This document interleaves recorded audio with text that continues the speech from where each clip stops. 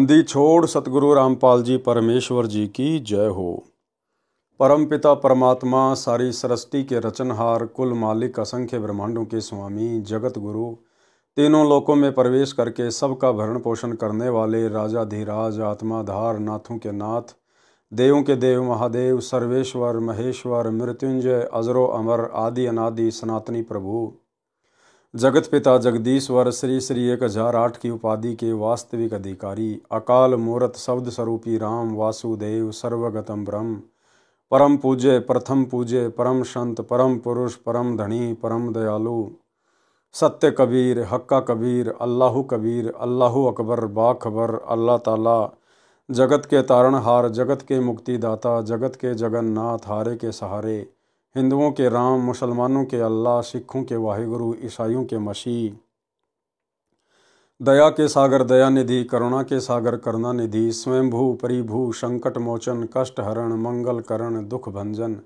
अविगत कबीर, निर्विकार निर्विषम परमात्मा, अलय अलेख सतगुरु, आदि अनादि सतगुरु, असली मर्यादा पुरुषोत्तम, असली राम, असली कृष्ण, असली घनश्याम, असली मुरारी, राजाओं के राजा, महाराजाओं के महाराजा, शहंशाहों के शहंशाह, सम्राटों के सम्राट, भगवानों के भगवान, अल्लाहों के अल्लाह, प्रभुओं के प्रभु, मसीहाओं के मसीह, सच्चे वाहे गुरु, बाबाओं के बाबा, पीरों के पीर, सेठों के सेठ, जगत सेठ, सावड़सा सेठ, सर्वगुण संपन्न, अनंत कोटि कलाओं के स्वामी, अनंत कोटि ब्रह्मांडों के नायक, योगियों में महायोगी, ध्यानियों में महाध्यानी, सिद्धों में परम सिद्ध, ज्ञानियों में तत्व ज्ञानी, ब्रह्म ज्ञानी, महाज्ञानी, परम ज्ञानी, सर्वश्रेष्ठ ज्ञानी, विज्ञानी, युवा कबीर, समर्थ कबीर, असमवात, अमित ओजा, सच्चे रहनुमा, करीम अल्लाह, सुभान अल्लाह, दुनिया के अंतिम पैगंबर, 8 सितंबर 1951 से गांव धनाना, जिला सोनीपत, हरियाणा, भारतवर्ष की पावन भूमि पे प्रकट रियल कल की भगवान श्री नारायण साकार हरि, श्री बाबा साहिब, शब्द स्वरूपी राम, संत श्रोमणी सतगुरु रामपाल जी परमेश्वर जी के चरण कमल में साथ संगति से जुड़े हुए देश विदेश से सभी भाई बहनों का अनंत कोटि दंडवत प्रणाम। सत्साई भाई और बहनों, दया पूज्य गुरुदेव भगवान की, सतगुरु रामपाल जी परमेश्वर जी की, जिनके शुभ आशीर्वाद से, जिनकी विशेष कृपा दृष्टि से आप और हम सभी सत्सेवक भाई बहन साथ संगति से जुड़कर अपनी आत्मा के कल्याणार्थ हेतु गुरुदेव के तत्व ज्ञान को आधार बनाकर निरंतर भक्ति मार्ग पर आगे की ओर बढ़ रहे हैं। भाई और बहनों, पूज्य गुरुदेव भगवान के कर कमल से लिखित पवित्र ग्रंथ मुक्ति बोध के ऊपर वीडियो बनाने की श्रृंखला जारी है। इसी श्रृंखला में आज हमारा ये चौथे नंबर का वीडियो है। अब आज के वीडियो की हम गुरुदेव भगवान के आशीर्वाद से शुरुआत करते हैं। पवित्र ग्रंथ मुक्ति बोध, पेज नंबर 26, भैंस का सींग भगवान बना। एक पाली भैंसों को खेतों में चराने वाला अपनी भैंसों को घास चराता चराता मंदिर के आसपास चला गया। मंदिर में पंडित कथा कर रहा था। भगवान के मिलने के पश्चात होने वाले सुख बता रहा था कि जिसको भगवान मिल गया तो सब कार्य सुगम हो जाते हैं। परमात्मा भगत के सब कार्य कर देता है। भगवान भगत को दुखी नहीं होने देता, इसलिए भगवान की खोज करनी चाहिए। पाली भैंसों ने तंग कर रखा था। एक किसी और जाकर दूसरे की फसल में घुसकर नुकसान कर देती, दूसरी भैंस किसी और, खेत के मालिक आकर पाली को पीटते थे, कहते थे कि हमारी फसल को हानि करा दी, अपनी भैंसों को संभाल कर रखा कर। पाली ने जब पंडित से सुना कि भगवान मिलने के पश्चात सब कार्य आप करता है और भगत मौज करता है, तो पंडित जी के निकट जाकर चरण पकड़कर कहा कि मुझे भगवान दे दो, मैं भैंसों ने बहुत दुखी कर रखा हूं। पंडित जी ने पीछा छुड़ाने के मकसद से कहा कि कल आना। पाली गया तो पंडित ने पहले ही भैंस का टूटा हुआ सींग जो कूड़े में पड़ा था उठाकर उसके ऊपर लाल कपड़ा लपेटकर लाल धागे यानी मौली से बांधकर कहा कि ले, ये भगवान है, इसकी पूजा करना, इसको पहले भोजन खिलाकर बाद में स्वयं खाना। कुछ दिनों में तेरी भक्ति से प्रसन्न होकर यह भगवान मनुष्य की तरह बन जाएगा, तब तेरे सब कार्य करेगा। ये तेरी सच्ची श्रद्धा पर निर्भर है कि तू कितनी आस्था से, सच्ची लगन से क्रिया करता है। यदि तेरी भक्ति में कमी रही तो भगवान मनुष्य के समान नहीं बनेगा। भाई और बहनों, हम इस कथा में आगे बढ़ेंगे। उससे पहले हम एक छोटी सी शिक्षा लेनी है। इसी मुक्ति बोध के प्रथम वीडियो में दास ने जिक्र किया था सारनाम के विषय में, क्योंकि हिसार जेल से पूज्य गुरुदेव जी की 71 नंबर विशेष संदेश नामक ऑडियो आई थी, जिसमें गुरुदेव भगवान ने सार शब्द का हल्का सा जिक्र किया है। और गुरुदेव ने कहा कि ये सूरत अल सूरा जो कुरान मजीद है, इसके अंदर जो ये आयत लिखी हुई है, ऐन काफ शीन, ये 3 मंत्र क्या हैं कि आपको जो सारनाम मिला हुआ है, ये ऐन काफ शीप, इसके जो पहले पहले अक्षर हैं, ये सारनाम के तीनों मंत्रों के पहले पहले अक्षर हैं। लेकिन जब दास ने आपको सारनाम से मैच करा के दिखाया तो वो मैच नहीं कर रहे हैं।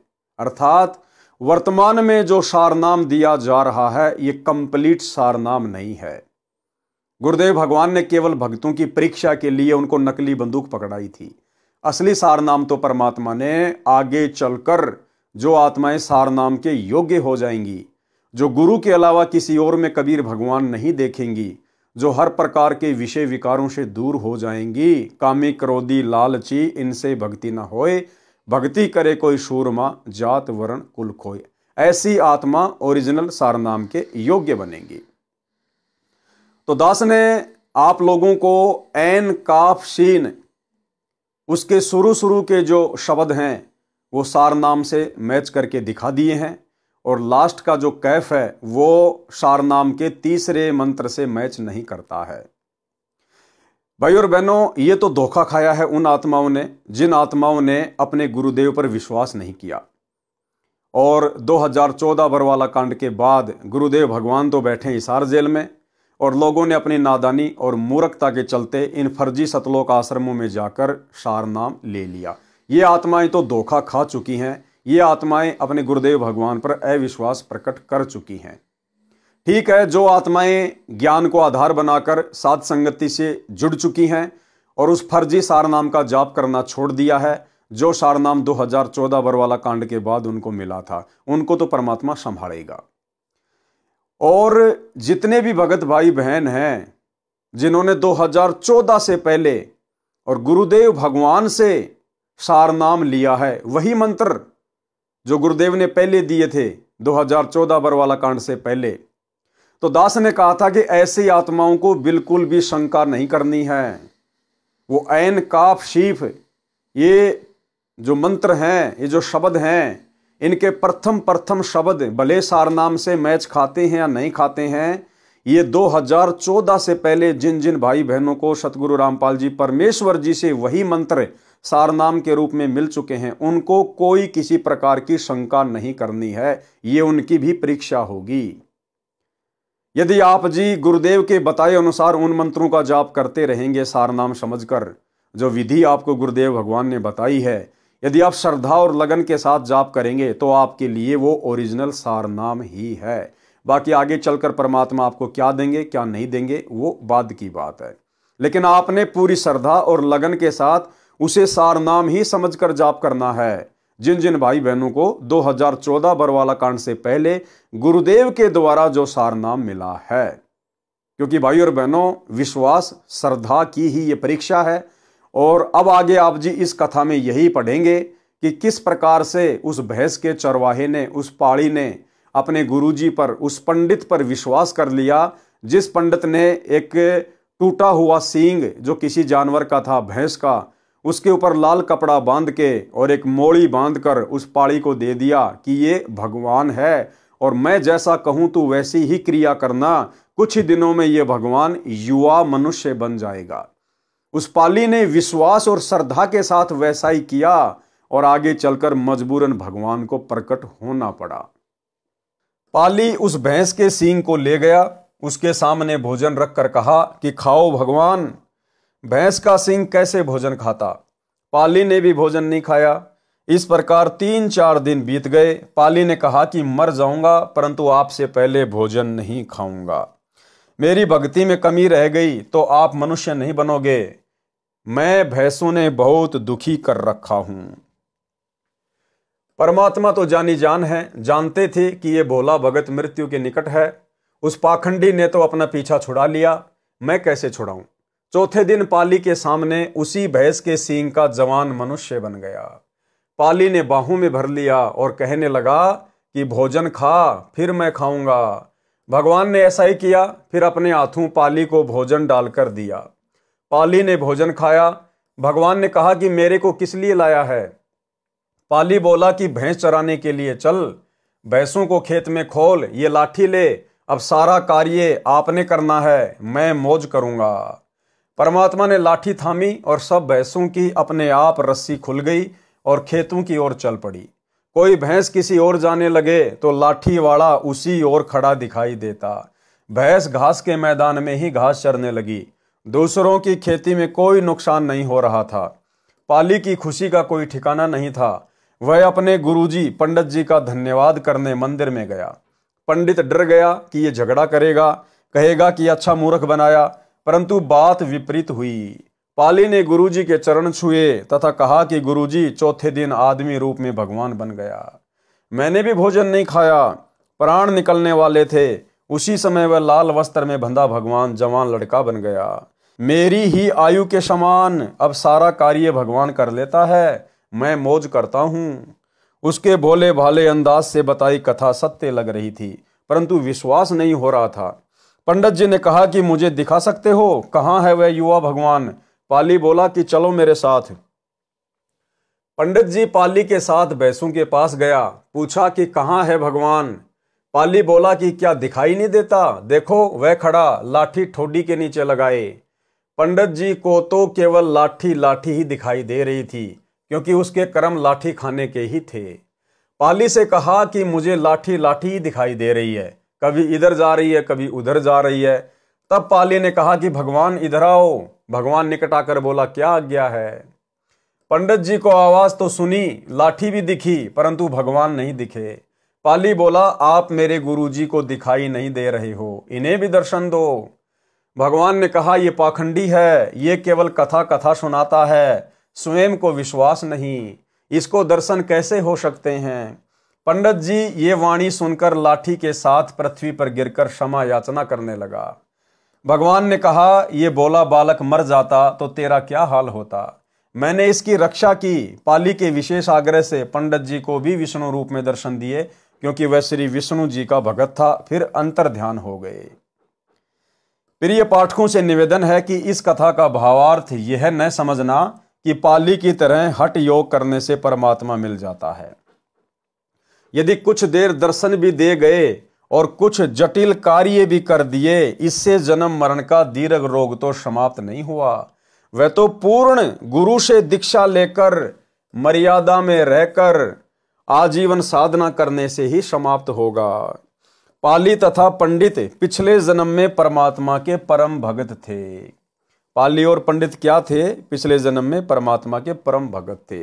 अब भाइयों और बहनों, इस प्रकार की अद्भुत घटनाएं, अद्भुत लीलाएं ऐसी ऐसी आत्माओं के साथ भी घटित हो जाती हैं जो वर्तमान में भक्ति भी नहीं करते, उन्होंने कोई गुरु भी धारण नहीं कर रखा। ऐसा क्यों? क्योंकि ये पिछले जन्म जन्मांतरों की भक्ति से परमात्मा अपनी आत्माओं के साथ, करोड़ों में से किसी एक आध के साथ इस प्रकार की लीला को जन्म देते हैं। ये सबके साथ नहीं होता है। परमात्मा कहते हैं, पिछले जन्म से होत है पूर्ण हंस मुराद। जिस प्रकार त्रेता युग में परमात्मा ने भगत प्रहलाद के लिए नरसिंह रूप धारण कर लिया, खंबे में से प्रकट हो गए, जबकि उस समय भगवान विष्णु के तो और भी बहुत भगत थे, बहुत सारे लोग भगवान विष्णु का नाम जाप किया करते थे। लेकिन प्रहलाद भगत के पिछले जन्म जन्मांतरों के भक्ति कर्म, भक्ति धन शेष था। कभी इसी कलयुग की पिछली पीढ़ी में सतगुरु रामपाल जी का भगत था, लेकिन मर्यादा में रहा नहीं, किसी भी कारण से वो पार नहीं हो पाया। मीराबाई के जहर को परमात्मा ने अमृत में बदल दिया। ये मीराबाई के पिछले जन्म जन्मांतरों की भक्ति के प्रतिफल में था। जबकि आज वर्तमान में ना जाने कितने लोग जहर पीते हैं, कितनी माता बहनों को जहर पिलाया जाता होगा। उनकी भगवान रक्षा क्यों नहीं करता? क्योंकि उनके पिछले जन्म जन्मांतरों की भक्ति शेष नहीं है। परमात्मा ने द्रौपदी की साड़ी बढ़ाई, उसको नंगा होने से बचाया, जबकि आजकल भी माता बहनों के साथ में बलात्कार होते हैं, भगवान को भी पुकारती हैं। भगवान क्यों नहीं आता? क्योंकि उनके पास उनके पिछले भक्ति कर्म, भक्ति धन शेष नहीं है। परंतु अपनी गलती से मुक्त नहीं हो पाए थे। यानी पाली तथा पंडित पिछले जन्म में परमात्मा के परम भगत थे, परंतु अपनी गलती से मुक्त नहीं हो पाए थे। उनको अब की बार पार करना है। देखो क्या कह रहे हैं गुरुदेव भगवान कि उस पंडित जी को और उस पाली को अब की बार पार करना है। अब की बार कब? इसी समय, इसी कलयुग की बिचली पीढ़ी में। और पार कौन करेगा? स्वयं परमात्मा पार करेगा। सतगुरु रामपाल जी परमेश्वर पार करेंगे। इसका मतलब उस समय वो लीला किसने की थी? भैंस के सींग से कौन प्रकट हुए थे? स्वयं यही कबीर परमात्मा सतगुरु रामपाल जी भगवान। गोता मारूं स्वर्ग में, जा बैठूं पाताल, और गरीब दास ढूंढता फिरूं अपने हीरे मोती लाल। उनको अब की बार पार करना है। उस कारण से ये सब कारण बनाए थे। पूर्व जन्म की भक्ति के प्रभाव से मानव परमात्मा की प्राप्ति के लिए प्रयत्न करता है। मार्ग ठीक न मिलने से शास्त्र विरुद्ध क्रिया करता रहता है, जैसे पंडित जी कर रहा था। जैसे पाली को यह विश्वास होना कि यह लाल कपड़े में लिपटा भगवान मनुष्य बन जाएगा, फिर दृढ़ता से क्रिया करना, यह पूर्व जन्म के भक्ति कर्मों का प्रभाव होता है। मोक्ष तो पूर्ण सतगुरु से सत्य मंत्र लेकर जाप करने से ही संभव है। संत गरीबदास जी ने वाणी रूपी वन में प्रत्येक प्रकार के पेड़ पौधे जड़ी बूटियां लगाई हैं। तत्वदर्शी संत रूपी वैद्य ही जन्म मरण के रोग के नाश की औषधि तैयार करके कल्याण करता है। इस तरह की लीला जो गुरु के भगत नहीं होते, उनमें युगों पर्यंत करोड़ों में से किसी एक के साथ होती है। यदि इतने से ही सब कुछ होता हो तो अन्य मंत्र जाप करने, धर्म करने की प्रेरणा की तथा वाणी लिखने की क्या आवश्यकता थी? इस तरह की लीला करके परमात्मा भक्तों में विश्वास बनाए रखता है। भक्ति से मोक्ष होता है। गुरु के भक्तों के लिए तो परमात्मा अनेकों अनहोनी लीलाएं भी करता रहता है, मोक्ष भी देता है। यानी वर्तमान में जैसे हमें पूर्ण गुरु प्राप्त है, तो वर्तमान में तो परमात्मा हम आत्माओं के लिए बहन मीराबाई और प्रहलाद भगत से भी बड़ी बड़ी अनहोनी घटनाओं को जन्म दे सकता है, यदि भगत के सामने ऐसी कोई विकट परिस्थिति पैदा हुई तो। प्रभुओं में समर्थ प्रभु ही कल्याणकारक है, और प्रभुओं में समर्थ प्रभु है सतगुरु रामपाल जी परमेश्वर, ये कबीर परमात्मा। प्रभुओं में समर्थ प्रभु ही कल्याणकारक है। साईं माने मालिक प्रभु। संतों में तत्वदर्शी संत ही उद्धार करने वाले हैं, और संत शिरोमणि सतगुरु रामपाल जी परमेश्वर। यानी एक सच्चे संत की भूमिका भी कबीर परमात्मा स्वयं ही निभाते हैं।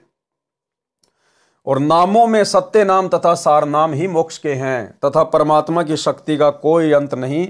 वेद में कबीर अमित ओजा यानी कबीर देव, अमित यानी ऐशमित, ओजा यानी शक्ति वाले हैं। द्रौपदी पूर्व जन्म में परमात्मा की भक्ति करती थी। परमात्मा अनेकों वेश बनाकर भक्तों को प्रोत्साहित करते रहते हैं। परमात्मा गुरु ऋषि रूप में नगरी के पास आश्रम बनाकर रहते थे। कंवारी द्रौपदी को भी अन्य सहेलियों के साथ प्रथम मंत्र 5 नाम वाला प्राप्त था। विवाह के पश्चात पांडवों के साथ श्री कृष्ण जी को गुरु धारण कर लिया था। जो यथार्थ नाम इन देवों के हैं उनका जाप करती थी, जिस कारण परमेश्वर जी ने अंधे का रूप धारण करके साड़ी का टुकड़ा दान लिया, फिर उसकी रक्षा की। यानी द्रौपदी का चीर बढ़ाया। दुशासन जैसे योद्धा चीर उतारते उतारते थक गए, ढेर लग गया, परंतु चीर का अंत नहीं आया। इस प्रकार दान करने की प्रेरणा किसी जन्म में निज नाम की भक्ति करने का फल है। श्री रामचंद्र जी ने श्रीलंका जाने के लिए समुद्र पर पुल बनाना चाहा, तो परमेश्वर जी मुनिंद्र ऋषि के रूप में वहां गए।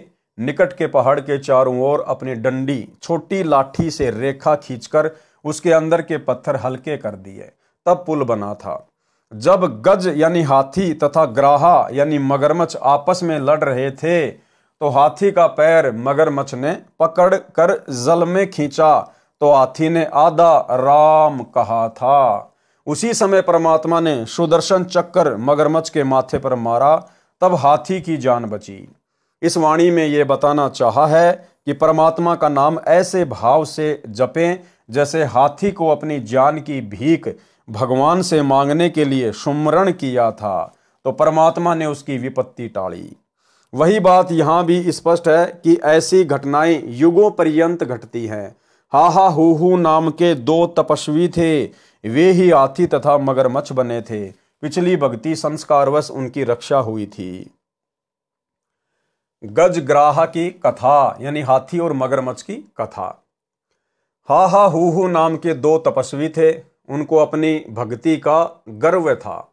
एक दूसरे से अधिक सिद्धि शक्ति वाला कहते थे। यानी भाई और बहनों, आप और हमने शिक्षा लेनी है कि हमें चाहे कोई भी नाम प्राप्त हो जाए, चाहे सार नाम मिल जाए, चाहे सार शब्द मिल जाए, चाहे हम 24 घंटे गुरुदेव भगवान के साथ में रहें, उनकी सेवा में रहें, लेकिन साधक को कभी भी अपनी सेवा और भक्ति के ऊपर घमंड नहीं होना चाहिए। इस बात की कोई अकड़ नहीं होनी चाहिए कि मेरे को तो सार शब्द प्राप्त है, मेरे को तो सार नाम मिला हुआ है। यदि कोई भगत भी आपकी प्रशंसा करे कि रे वो भगत जी को सार शब्द मिला हुआ है, वो भगत जी गुरु जी की विशेष सेवा में रहता है, तो इस प्रकार की बातें सुन के भगत के अंदर अहंकार नहीं आना चाहिए कि मेरी बड़ाई की जा रही है। भक्ति मार्ग में सबसे बड़ी हानि हो जाएगी, सबसे बड़ी हानि। ज्यों ज्यों हमारी भक्ति आगे बढ़े, ज्यों ज्यों हमें परमात्मा ज्यादा से ज्यादा सेवा दें, त्यों त्यों हमारे अंदर उतनी ही आधीनी आनी चाहिए, दास भाव आना चाहिए। तब तो हम सही चल रहे हैं। और अगर थोड़ी सी भी मान बढ़ाई आ गई तो भाई और बहनों, हमारा सत्यानाश होना शुरू हो जाएगा। इस कथा में आगे चलकर हमें यही शिक्षा मिलेगी। हा हा हू नाम के दो तपस्वी थे। उनको अपनी भक्ति का गर्व था। एक दूसरे से अधिक सिद्धि शक्ति वाला कहते थे। अपनी अपनी शक्ति के विषय में जानने के लिए ब्रह्मा जी के पास गए। ब्रह्मा जी से पूछा कि हमारे में से अधिक सिद्धि शक्ति वाला कौन है। ब्रह्मा जी ने कहा कि आप श्री विष्णु जी के पास जाओ, वे बता सकते हैं। ब्रह्मा जी को डर था कि एक को कम शक्ति वाला बताया तो दूसरा नाराज होकर श्राप ना दे दे। हा हा हू ने श्री विष्णु जी के पास जाकर यही जानना चाहा तो उत्तर मिला कि आप शिव जी के पास जाएं, वे तपस्वी हैं, ठीक ठीक बता सकते हैं। शिव जी ने उन दोनों को पृथ्वी पर मतंग ऋषि के पास जाकर अपना समाधान कराने की राय दी। यानी तीनों भगवानों ने उस आफत को टाल दिया। तीनों भगवानों को पता था कि ये तपस्वी हैं, इनके अंदर सिद्धियां हैं, और यदि मैंने किसी एक को बड़ा और किसी एक को छोटा बता दिया तो मैं फालतू में चक्कर में फंस जाऊंगा, ये मुझे श्राप दे देंगे, मेरी भक्ति का नाश हो जाएगा। ठीक इसी प्रकार भाई और बहनों, आज सतगुरु रामपाल जी परमेश्वर जी की शरण में आने के बाद हमें सीधा सीधा भक्ति का मार्ग मिल गया है। अब हम भगत भाई बहनों ने किसी भी सांसारिक प्रपंच में लोगों के बीच में ठेकेदार नहीं बनना चाहिए। जो जैसा करेगा समय आने पे अपना भुगतेगा, उसका परिणाम उसके सामने। हमने बीच में सरपंच नहीं बनना चाहिए, हमने केवल अपनी भक्ति पर ध्यान देना चाहिए। मतंग ऋषि वर्षों से तपस्या कर रहे थे, अवधूत बनकर रहते थे। अवधूत उसे कहते हैं जिसने शरीर के ऊपर एक वस्त्र लंगोट के अतिरिक्त कुछ न पहन रखा हो। मतंग ऋषि शरीर से बहुत मोटे यानी डील डोल थे। जब हाहा हूहू मतंग ऋषि के आश्रम के निकट गए तो उनके मोटे शरीर को देखकर हाहा ने विचार किया कि ऋषि तो हाथी जैसा है। हूहू ने विचार किया कि ऋषि तो मगरमच्छ के जैसा है। दूसरी शिक्षा देखो, ये जो शरीर है ये परमात्मा की रचना है, और परमात्मा की रचना में वो चाहे काला है, चाहे गोरा है, चाहे लूला है, चाहे लंगड़ा है, वो कैसा भी है, दुबला पतला मोटा, इस परमात्मा की रचना में हमने जरा भी मीन मेख या मजाक नहीं करना चाहिए। भगवान ने जिसको जैसा शरीर दिया है, घर परिवार दिया है, बाल बच्चे दिए हैं, संपत्ति दी है, ये उसके पिछले जन्मों की भक्ति और उसके संस्कार के आधार से दी है। इसलिए किसी के ऊपर भी हंसी मजाक झाड़ना परमात्मा के प्रति हंसी मजाक झाड़ने में आता है, जिसकी सजा आगे चल के इन दोनों ने पाई। हूहू ने विचार किया कि ऋषि तो मगरमच्छ जैसा है। मतंग ऋषि के निकट जाकर प्रणाम करके अपना उद्देश्य बताया कि कृपया आप बताएं कि हम दोनों में से किसकी आध्यात्मिक शक्ति अधिक है। ऋषि ने कहा कि आपके मन में जो विचार आया है आप उसी की योनि धारण करो और अपना फैसला स्वयं कर लें। उसी समय उन दोनों का शरीर छूट गया, यानी मृत्यु हो गई। हाहा को हाथी का जन्म मिला तथा हूहू को मगरमच्छ का जन्म मिला। जब दोनों जवान हो गए तो एक दिन हाथी दरिया पर पानी पीने गया तो उसका पैर मगरमच्छ ने पकड़ लिया। सारा दिन खींचातान बनी रही। कभी हाथी मगरमच्छ को पानी से कुछ बाहर ले आए, कभी मगरमच्छ हाथी को पानी में खींच ले जाए। शाम को मगरमच्छ पैर छोड़ देता, अगले दिन हाथी उसी स्थान पर जाकर अपना पैर मगरमच्छ को पकड़ाकर शक्ति परीक्षण करता था। यानी वो पिछले जन्म की भावना ज्यों की त्यों उनके अंदर बनी रही। पुराणों में लिखा है कि यह गजग्राहा का युद्ध 10,000 वर्ष तक चलता रहा। आसपास के जंगल में हाथी का आहार समाप्त हो गया। साथी हाथी दूर से आहार लाकर खिलाते थे। कुछ दिन बाद वे हाथी भी साथ छोड़ गए। हाथी बलहीन हो गया। एक दिन मगरमच्छ ने हाथी को जल में गहरा खींच लिया। हाथी की सूंड का केवल नाक पानी से बाहर बचा था। हाथी को अपनी मौत दिखाई दी तो मृत्यु के भय से परमात्मा को पुकारा। केवल इतना समय बचा था कि हाथी की आत्मा ने रा यानी आधा राम ही कहा। केवल रा ही बोल पाई। यानी भाई और बहनों, वो जो हाथी था वो मादा हाथी थी। मादा, क्योंकि देखो परमात्मा तो सर्वज्ञ है, जानी जान है। यहां देखो गुरुदेव ने संकेत किया है केवल रै ही बोल पाई। पाई बोल पाई, एक होता है बोल पाया, एक बोल पाई। तो वो जो हाथी था वो मादा हाथी था। उसी क्षण परमात्मा ने सुदर्शन चक्र मगरमच्छ के सिर में मारा। मगरमच्छ का मुख खुल गया। हाथी बाहर पटरी पर खड़ा हो गया। परमात्मा प्रकट हुए। हाथी से कहा कि तुम स्वर्ग चलो। तुमने मुझे सच्चे मन से याद किया है, मेरा नाम बड़ी तड़प से लिया है। मगरमच्छ ने कहा कि हे प्रभु, जिस तड़प से इसने आपका नाम जपा है मैंने उसको उसी तड़प से सुना है, परंतु हार जीत का मामला था इसलिए मैं छोड़ नहीं पा रहा था। आप तो अंतर्यामी हैं, मन की बात भी जानते हो, मेरा भी कल्याण करो। प्रभु ने दोनों को स्वर्ग भेजा। फिर से जन्म हुआ, फिर अपनी साधना शुरू की। अब इस कथा से हमें क्या निष्कर्ष मिलता है? जानने योग्य यानी निष्कर्ष। नंबर 1, यदि परमात्मा का उस कशक यानी तड़प के साथ नाम जपा जाए तो विशेष तथा शीघ्र लाभ होता है। जैसे हाथी ने मौत के भय से नाम उच्चारा था, केवल रै ही बोल पाया था, फिर डूब जाना था। इसको संतों ने ररंकार धुन यानी लगन कहा है। कई संतजन दीक्षा मंत्र में ररंकार नाम जाप करने को देते हैं, वह उचित नहीं है। नंबर 2, जैसे कहीं संत सत्संग करता है तो उसे विशेष तड़प के साथ परमात्मा की महिमा सुनानी चाहिए। उसका श्रोताओं पर गहरा प्रभाव पड़ता है। श्रोताओं को भी उसी तड़फ यानी ररंकार वाली लगन से सत्संग सुनना चाहिए। उससे वक्ता तथा श्रोता दोनों को ज्ञान यज्ञ का समान लाभ मिलता है। नंबर 3, घोर तप करने वाले मोक्ष प्राप्त नहीं कर सकते, क्योंकि तप करना शास्त्र विरुद्ध है। गीता अध्याय 17 श्लोक 1 से 6 में कहा है कि जो साधक शास्त्र विधि को त्याग कर मनमाने घोर तप को तपते हैं वे राक्षस स्वभाव के हैं। उपरोक्त कथा से भी तपस्वियों का चरित्र स्पष्ट है कि हाहा हूहू के मन में क्या बकवास आई। अपने अध्यात्म शक्ति की जांच कराने चले मतंग ऋषि के डील डोल अत्यंत मोटे शरीर को देखकर दोष निकालने लगे। भगवान की रचना का मजाक करना परमात्मा का मजाक है। मतंग तपस्वी ने भी विवेक से काम ना लेकर स्वभाव ही बरता। दोनों को श्राप दे दिया, जिस कारण से वे पशु तथा जलचर योनि को प्राप्त हुई। 10,000 वर्ष तक संघर्ष करते रहे, कितने कष्ट उठाए। यदि मतंग ऋषि उनको समझाते कि साधको शक्ति तो परमात्मा में है, शेष हम तो उनके मजदूर हैं। जितनी मजदूरी साधना करते हैं उतनी दिहाड़ी यानी भक्ति शक्ति सिद्धि परमात्मा दे देते हैं। साधकों को अपनी शक्ति का अभिमान नहीं करना चाहिए, अपनी साधना आजीवन करनी चाहिए। इस प्रकार समझाने से वे भगत अवश्य अपना मूर्ख उद्देश्य त्याग कर कष्ट से बच जाते, परंतु ये बुद्धि न गुरु में न चेलों में, फिर तो यही ड्रामा चलेगा। नंबर 4, तपस्या से क्या क्या लाभ होता है, आओ जाने।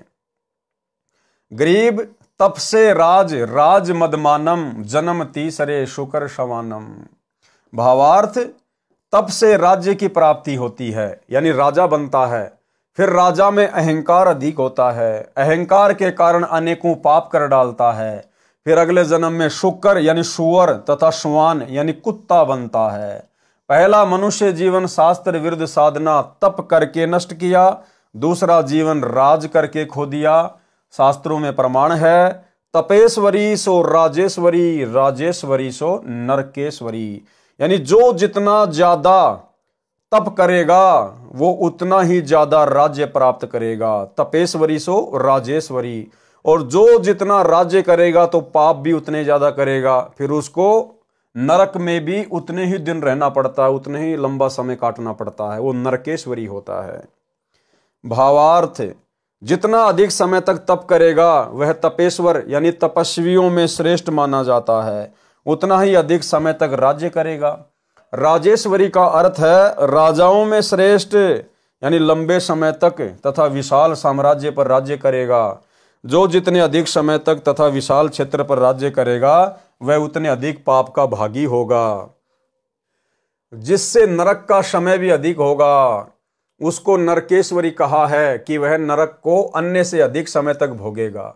फिर कभी मानव जन्म मिलेगा, कोई परम संत तत्वदर्शी संत मिले या ना मिले, क्योंकि मुक्ति तो भाई और बहनों पूर्ण परमात्मा की शरण में आने से ही संभव है। पूर्ण परमात्मा ही सतगुरु रूप में आते हैं, तत्वदर्शी संत के रूप में आते हैं। फिर कभी मानव जन्म मिलेगा, कोई परम संत तत्वदर्शी संत मिले या ना मिले। यदि तत्वदर्शी संत नहीं मिला तो फिर वही प्रक्रिया, तप करो, राज करके नरक में गिरो।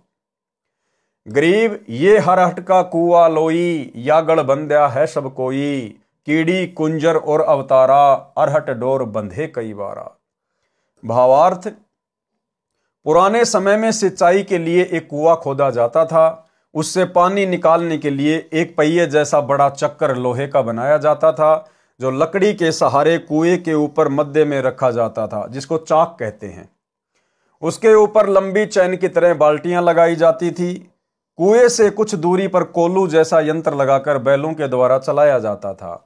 बाल्टियां जो चैन पर लगी होती थी वे बैल द्वारा घुमाने से खाली नीचे कुएं में चली जाती थी, पानी से भरकर ऊपर आती थी, ऊपर एक नाले में खाली होकर फिर नीचे कुएं में भरने के लिए चली जाती थी। ये क्रम सारा दिन और महीनों चलता रहता था। इसका उदाहरण देकर संत गरीबदास जी ने समझाया है कि जब तक तत्वदर्शी संत सतगुरु सच्चा गुरु नहीं मिलता तब तक जीव स्वर्ग नरक पृथ्वी पर ऐसे चक्कर काटता रहता है, जैसे रहट की बाल्टियां नीचे कुएं से जल भरकर लाती हैं, ऊपर नाले में खाली होकर पुनः कुएं में चली जाती है। उसी प्रकार जीव पृथ्वी पर पाप पुण्य से भरकर ऊपर स्वर्ग नरक में अपने कर्म सुख दुख भोगकर खाली होकर पृथ्वी पर जन्मता मरता रहता है। इस जन्म मरण के रहट वाले चक्कर में चींटी कुंजर और अवतारगण यानी श्री राम, श्री कृष्ण, श्री विष्णु, श्री ब्रह्मा तथा श्री शिव जी आदि भी चक्कर काट रहे हैं। इसी के गढ़ बंधे हैं, यानी कर्मों के रस्से से बंधकर इस चक्कर में गिरे हैं। और भाई और बहनों, सौभाग्य देखो, आज आप और हमारा वो समय आ गया है कि हम इस रहट के चक्कर से बाहर निकलने की पोजीशन में खड़े हैं। आज हम कलयुग की बिचली पीढ़ी में खड़े हैं। आज हमें पूर्ण सतगुरु प्राप्त है, पूर्ण तत्वदर्शी संत प्राप्त है। स्वयं कबीर भगवान हमें सतगुरुदेव रामपाल जी परमेश्वर जी के रूप में प्राप्त हैं। आज हम अपनी बाल्टी को इस रहट से अलग कर सकते हैं। आज हम जन्म मरण के चक्कर से सदा सदा अपना पीछा छुड़वा सकते हैं। जो सिद्ध करना था वह यह है कि पाड़ी यानी चरवाहा तो मनुष्य था, उसको परमात्मा मिलना और सुख देना पूर्व जन्म के संस्कार से ही था, तथा सच्ची लगन का परिणाम भी, परंतु मोक्ष नहीं, क्योंकि उस पंडित के पास में कोई सच्ची भक्ति नहीं थी, वो कोई सच्चा गुरु नहीं था। वो तो केवल उस पाली के पिछले भक्ति संस्कार से परमात्मा ने उसके लगन और विश्वास को देखकर प्रकट होना पड़ा। और इस प्रकार की घटनाओं के माध्यम से परमात्मा काफी लंबे समय तक भगत समाज में विश्वास को बनाए रखते हैं, लोगों को भक्ति पर लगाए रखते हैं, परंतु मोक्ष नहीं। इस गजग्राह कथा में दोनों ही पशु थे, फिर भी भगवान ने अनहोनी कर दी। भाई चलो, जो पाड़ी था वो तो इंसान था, इसलिए भगवान प्रकट हो गया, लेकिन ये मगरमच्छ और हाथी ये तो जानवर थे, उनके लिए भी परमात्मा ने विष्णु का रूप बना के प्रकट होना पड़ा। फिर भी भगवान ने अनहोनी कर दी, परंतु पूर्व जन्म का संस्कार ही प्राप्त हुआ। संत गरीबदास जी ने समझाना चाहा है कि जो गुरु बनकर जनता को भ्रमित करते हैं वे पूर्व जन्म के पुण्यकर्मी प्राणी हैं और वर्तमान में जीवन व्यर्थ कर रहे हैं। उनसे तो सामान्य व्यक्ति जो पूर्व जन्म का पुण्यकर्मी है और वर्तमान में विशेष पाप नहीं कर रहा है, तो यदि उस पर कोई आपत्ति आती है तो परमात्मा उसके बचे हुए पुण्यों के आधार से चमत्कार कर देता है। परंतु नकली गुरु पद पर विराजमान व्यक्ति अपने पुण्यों तथा भक्ति शक्ति को दुआ यानी आशीर्वाद तथा बद्दुआ यानी श्राप देकर नष्ट कर देता है। इस कारण से पंडित गए नरक में भक्ति से खाली हाथ, भाग्य से मिले जीव को परम संत का साथ, जो साथ आज आप और हमें मिल चुका है। बिन सतगुरु पावे नहीं खालक खोज विचार, 84 जग जात है चिन्हत नाही सार। भावार्थ, नकली गुरु यानी ब्राह्मण नरक में जाते हैं भक्ति कर्म शास्त्र के विरुद्ध होने से भक्ति की शक्ति प्राप्त न करके खाली हाथ चले गए। पूर्व जन्म में शुभ कर्मों के संयोग बिना परम संत यानी तत्वदर्शी संत नहीं मिलता। पिछले जन्म से होते है पूर्ण हंस मुराद। परमात्मा कहते हैं साधु सेती मस्करी चोरा नाल खुशाल, मल अखाड़ा जीतेंगे युगन युगन के माल। ये कबीर परमात्मा सच्चे सतगुरु के रूप में, तत्वदर्शी संत के रूप में केवल उन्हीं आत्माओं को मिलता है जिनके पूर्व जन्म के भयंकर भक्ति कर्म होते हैं। और सतगुरु के बिना खालिक यानी परमात्मा का विचार यानी यथार्थ ज्ञान नहीं मिलता, जिस कारण से संसार के व्यक्ति 84 लाख प्रकार के प्राणियों के शरीरों को प्राप्त करते हैं, क्योंकि वे सारनाम मूल ज्ञान तत्व ज्ञान को नहीं पहचानते। वाणी नंबर 26 का भावार्थ है कि परमात्मा में पूर्ण विश्वास करके क्रिया करने से लाभ होता है, औपचारिकता से नहीं। इसी प्रकार द्रौपदी पूर्व जन्म में परमात्मा की परम भगत थी, फिर वर्तमान जन्म में एक अंधे साधु को साड़ी फाड़कर लंगोट यानी कोपीन के लिए कपड़ा दिया था। अंधे साधु के वेश में स्वयं कबीर परमेश्वर ही लीला कर रहे थे। यानी भाई और बहनों, सारी लीला ये कबीर भगवान ही करता है। उस पाली के पास भी यही सतगुरुदेव भगवान आए, द्रौपदी के पास भी यही परमात्मा गए। यही परमेश्वर है जो हर समय यहाँ पर लीलाएं करते रहते हैं। खाली खेले खलक में 6 ऋतु 12 मास। जिस कारण से जिस समय दुशासन ने द्रौपदी को सभा में नंगा करने की कोशिश की, तो द्रौपदी ने देखा कि न तो मेरे 5 पति 5 पांडव जो भीम जैसे महाबली थे, ना तो वो सहायता कर रहे हैं, न भीष्म पितामह द्रोणाचार्य तथा दानी कर्ण ही सहायता कर रहे हैं। सबके सब किसी न किसी बंधन के कारण विवश हैं। तब निर्बंध परमात्मा को अपनी रक्षार्थ हृदय से हाथी की तरह तड़फ कर पुकार की। उसी समय परमेश्वर जी ने द्रौपदी का चीर अनंत कर दिया। दुशासन जैसे योद्धा जिसमें 10,000 हाथियों की शक्ति थी, थककर चूर हो गया, चीर का ढेर लग गया, परंतु द्रौपदी निर्वस्त्र नहीं हुई। परमात्मा ने द्रौपदी की लाज रखी। पांडवों के गुरु श्री कृष्ण जी थे, जिस कारण से उनका नाम चीर बढ़ाने की लीला में जुड़ा है। इसलिए वाणी में कहा है कि निज नाम की महिमा सुनो जो किसी जन्म में प्राप्त हुआ था, जब परमेश्वर सतगुरु रूप में उस द्रौपदी वाली आत्मा को मिले थे। कबीर परमात्मा किस रूप में मिले थे? सतगुरु रूप में। यानी सतगुरु रूप में कबीर परमात्मा ही सतलोक से चलकर आते हैं। उनको वास्तविक मंत्र जाप करने को दिया था, उसकी भक्ति की शक्ति शेष थी, उस कारण द्रौपदी की इज्जत रही थी। कबीर कमाई आपनी कभून निष्फल जाए, 7 समुद्र आड़े पड़ो मिले अगाऊ आए। भावार्थ, कबीर परमेश्वर जी ने कहा है कि अपनी भक्ति की मजदूरी यानी कमाई कभी व्यर्थ नहीं जाती, चाहे कितनी बाधाएं आ जाएं वह अवश्य मिलती है। इसी के आधार से द्रौपदी का चीर बढ़ा महिमा हुई। इसलिए कहा है कि निज नाम यानी यथार्थ भक्ति मंत्र की महिमा सुन और उस पर अमल कर। एक वैश्या गणिका थी, उसको जीवन में पहली बार सत्संग सुनने का अवसर मिला। उस दिन अपने कर्म से गलानी हो गई और सतगुरु से दीक्षा लेकर सच्ची लगन से भक्ति करके विमान में बैठकर स्वर्ग लोक में गई। सच्चा नाम जिस भी देव का है वह खेवट मल्हा का कार्य करता है। जैसे नौका चलाने वाला मल्हा व्यक्तियों को दरिया से पार कर देता है, ऐसे वास्तविक नाम भवसागर से भक्तों को पार कर देता है। वाणी नंबर 30। गरीब बारद डारी कबीर जी, भगत हेत के काज, सेवों को तो सिर दिया बेची बंदगी नाज।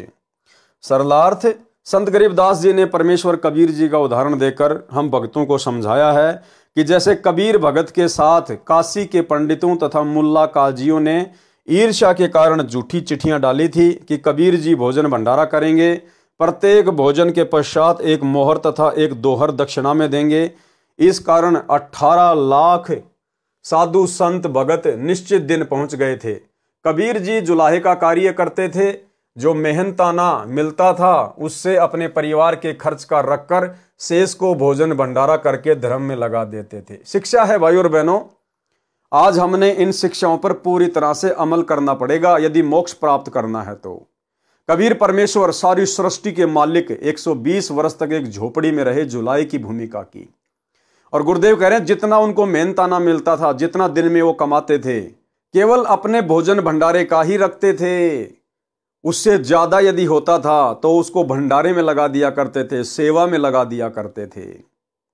और जब उनके ऊपर विशेष आपत्ति आई, एक लीला की परमात्मा ने, जब विशेष आपत्ति आई उनके नाम से, दिल्ली के बादशाह सिकंदर लोदी के धार्मिक गुरु शेख तकी ने, जो कि कबीर परमात्मा से ईर्ष्या रखता था, उसने देश भर में चिट्ठियां डलवा दी कि कबीर भंडारा करेगा। और जब परमेश्वर के ऊपर विशेष आपत्ति आई एक भगत के रोल में, जो आप और हमें शिक्षा देना चाहते थे, एक उदाहरण पेश करना चाहते थे, तो जिनके घर में शाम का पता नहीं कि आटा है या नहीं, और जिसके घर पर 18 लाख लोग आ जाएं खाने के लिए, तो उस समय फिर परमेश्वर ने वो लीला करके दिखाई जो आज आप और हम सबके समक्ष है। यानी भगवान पर हमें इतना विश्वास होना चाहिए। तो हम भगत भाई बहनों को परमात्मा गुरुदेव भगवान एक शिक्षा दे रहे हैं कि आप चाहे कितने बड़े अधिकारी हैं, आप कितने बड़े बिजनेसमैन हैं, पहली बात तो इस भक्ति मार्ग को समझने के बाद अगर अपनी आत्मा का कल्याण करवाना है तो आपने सीधे सीधे तरीके से, नॉर्मल तरीके से रहना है। आपने ज़्यादा कमाई की आवश्यकता नहीं है, ज़्यादा धन संचय करने की आवश्यकता नहीं है, अगर भगवान पर विश्वास है तो। इसलिए परमेश्वर कहते हैं कि अपने काम को सीमित करो, जितनी आवश्यकता है उतना ही काम फैलाओ, ज़्यादा समय परमात्मा की महिमा, भक्ति और सेवा में लगाओ। अगर ज़्यादा लंबा चौड़ा कारोबार फैला हुआ है, धीरे धीरे उसको समेटना शुरू कर दीजिए। समय निकलता जा रहा है, समय थोड़ा है, ज़्यादा से ज़्यादा समय और समासें परमात्मा की भक्ति और सेवा में।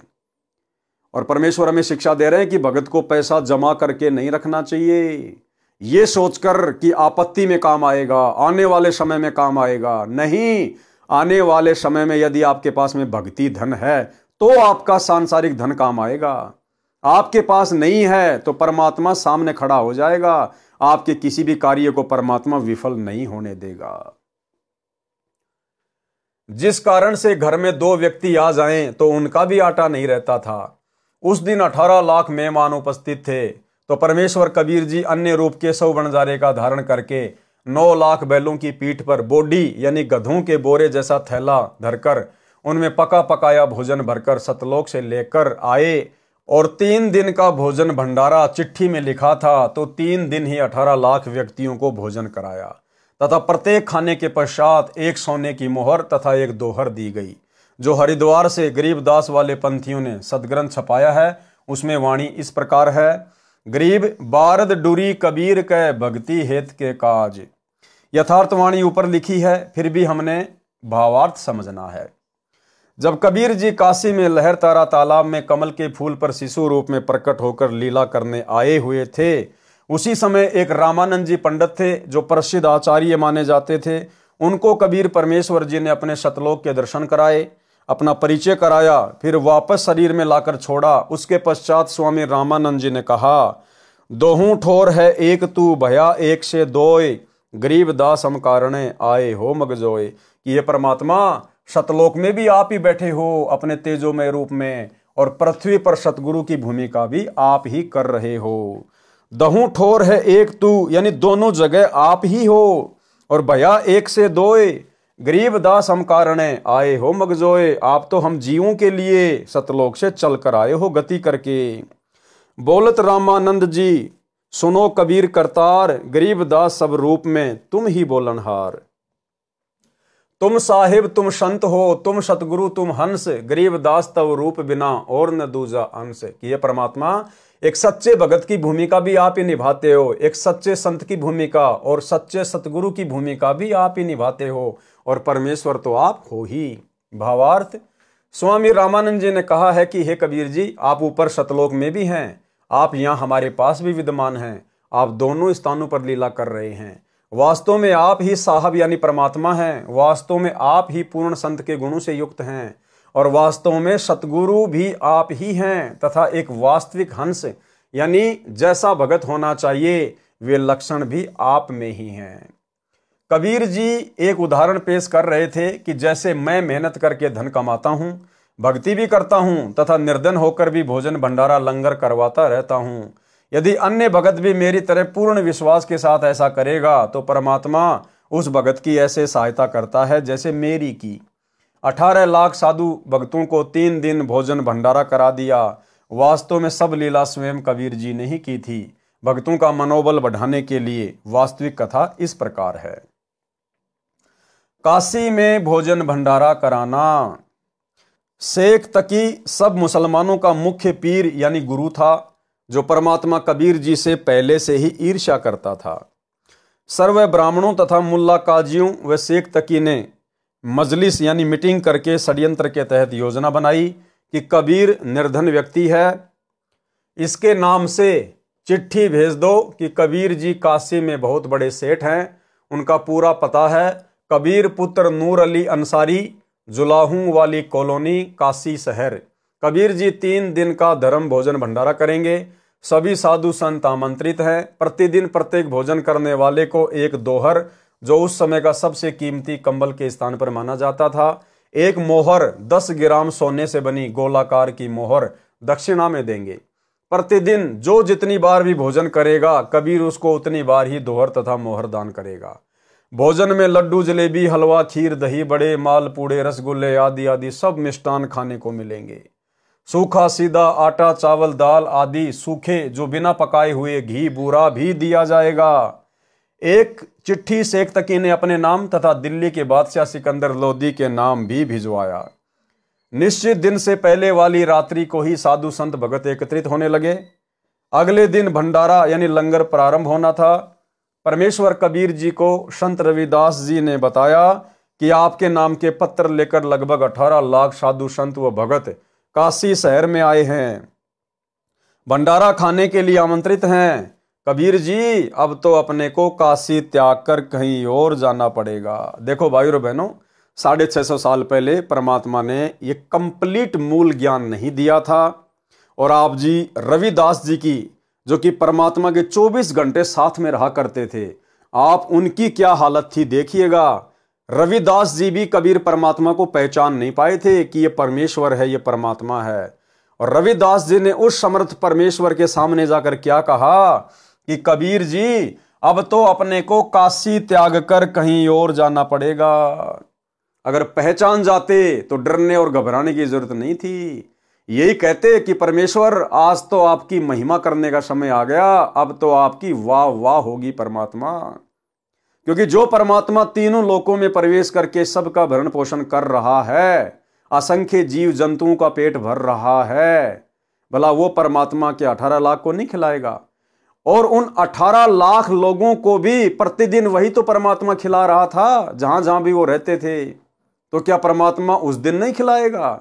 लेकिन रविदास जी को पूर्ण विश्वास नहीं था कि कबीर जी ही सारी सृष्टि के मालिक हैं। इसी कारण से वो पार नहीं हो पाए।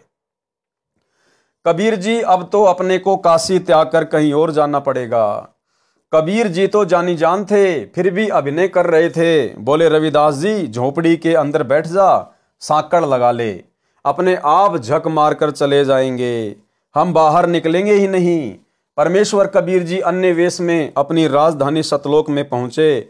वहां से 9 लाख बैलों के ऊपर गधों जैसा बोरा थैला रखकर उनमें पका पकाया सर्व सामान भरकर तथा सूखा सामान, चावल, आटा, खांड, बूरा, दाल, घी आदि भरकर पृथ्वी पर उतरे।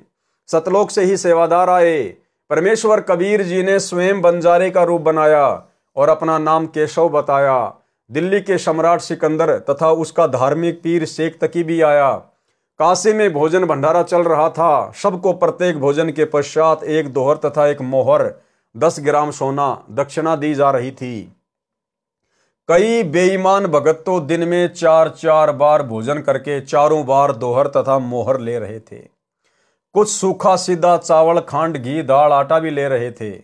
यह सब देखकर शेख तकी ने तो रोने जैसी शक्ल बना ली और जांच इंक्वायरी करने लगा। सिकंदर लोदी राजा के साथ उस टेंट में गया जिसमें केशव नाम से स्वयं कबीर जी वेश बदलकर बंजारे, उस समय के व्यापारियों को बंजारे कहते थे, उसके रूप में बैठे थे। सिकंदर लोदी राजा ने पूछा, आप कौन हैं, क्या नाम है, आप जी का कबीर जी से क्या संबंध है? केशव रूप में बैठे परमात्मा जी ने कहा कि मेरा नाम केशव है, मैं बंजारा हूं। कबीर जी मेरे पगड़ी बदल मित्र हैं। मेरे पास उनका एक लेटर गया था कि एक छोटा सा भंडारा यानी लंगर करना है, कुछ सामान लेते आइएगा। उनके आदेश का पालन करते हुए सेवक हाजिर है। भंडारा चल रहा है। शेख तकी तो कलेजा पकड़कर जमीन पर बैठ गया जब ये सुना कि एक छोटा सा भंडारा करना है जहां पर 18 लाख व्यक्ति भोजन करने आए हैं। प्रत्येक को दोहर तथा मोहर और आटा, दाल, चावल, घी तथा खांड भी सूखा सीधा रूप में दिए जा रहे हैं। इसको छोटा सा भंडारा कह रहे हैं, परंतु ईर्ष्या की अग्नि में जलता हुआ विश्राम गांव में चला गया जहां पर राजा ठहरा हुआ था। सिकंदर लोदी ने केशव से पूछा, कबीर जी क्यों नहीं आए? केशव ने उत्तर दिया कि उनका गुलाम जो बैठा है उनको तकलीफ उठाने की क्या आवश्यकता है, जब इच्छा होगी आ जाएंगे। ये भंडारा तो 3 दिन चलना है। सिकंदर लोदी हाथी पर बैठकर अंगरक्षकों के साथ कबीर जी की झोपड़ी पर गए। वहां से उनको तथा रविदास जी को साथ लेकर भंडारा स्थल पर आए। सबसे कबीर सेठ का परिचय कराया तथा केशव रूप में स्वयं डबल रोल करके उपस्थित संतों भक्तों को प्रश्नोत्तर करके सत्संग सुनाया जो 24 घंटे तक चला। कई लाख संतों ने अपनी गलत भक्ति त्याग कर कबीर जी से दीक्षा ली, अपना कल्याण कराया।